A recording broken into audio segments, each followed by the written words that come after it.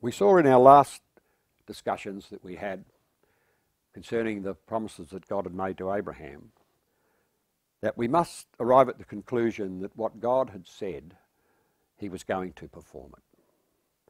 The fact that he made the promises to Abraham, to Isaac and to Jacob, the same promises made to them, and yet they did not receive it. We therefore must ask ourselves the question, how does Christianity look at these promises that God has made? If, in effect, when we die, we go to heaven to be with God, then the promises that were made to Abraham seem to be somewhat outdated, don't they? So it's a question of whether or not God is going to give Abraham, Isaac and Jacob and his seed the land of Israel for an everlasting possession. Now, what was the belief of the early Christians as it's recorded for us in the Gospels and the Epistles as what we call today the New Testament? Surprisingly, Abraham is mentioned, if my memory serves me correctly, 88 times he's mentioned in the New Testament. It's interesting to note that the Matthew's Gospel, in the lineage that is there of Jesus Christ, the statement is made that Jesus was the son of Abraham and the son of David, two outstanding men in the Bible to whom God had made promises. Now, there's an interesting comment made by Jesus at a time when he was preaching the gospel, and he was confronted by the scribes and the Pharisees and being derided for the message that he brought.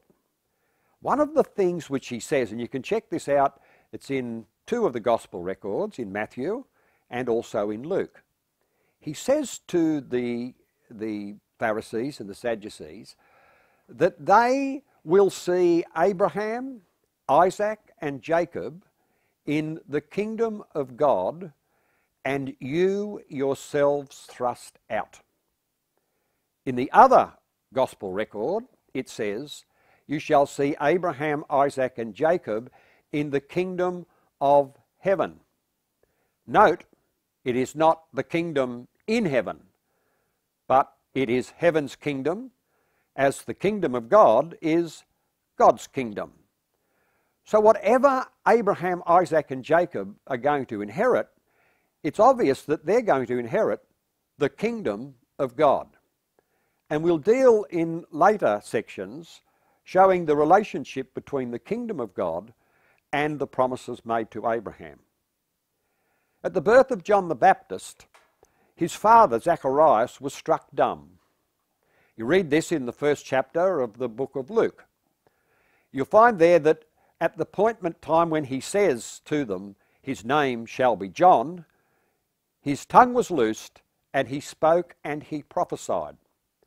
He prophesied of the great work that his son John the Baptist would do, and makes this comment to confirm the oath which he sware unto our father Abraham, that we, being freed from our enemies, might serve him in peace and in truth. I think I've got that quote right.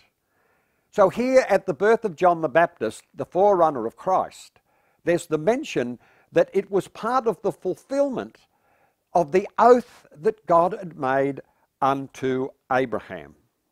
We find if we go to the epistle to the Hebrews, written around about 63 AD, we find there Paul commenting in a marvellous chapter called the Faith chapter, Hebrews chapter 11, in which he defines faith as the substance of things hoped for, the evidence of things not seen.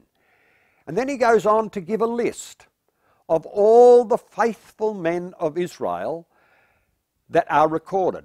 Not all of them, but he begins with the earliest, with Abel and with Enoch and with Noah, and then he gets down to Abraham. And commenting about Abraham, he says of Abraham that he believed God, and it was counted to him for righteousness. And in that fact, it also says, and you'll see this in earlier or later verses, he says of Abraham and of Isaac and of Jacob and of Sarah, what he says of them is this: these all died in faith, not having received the promises, but they saw them afar off, and they embraced them. Now that's a very, very important verse, because what it says is that God made a promise, they all died, and they never received it. In the Acts of the Apostles, chapter 7, we also find that Stephen, in his defence before the Sanhedrin, makes comment about Abraham, and we will leave that for our next section.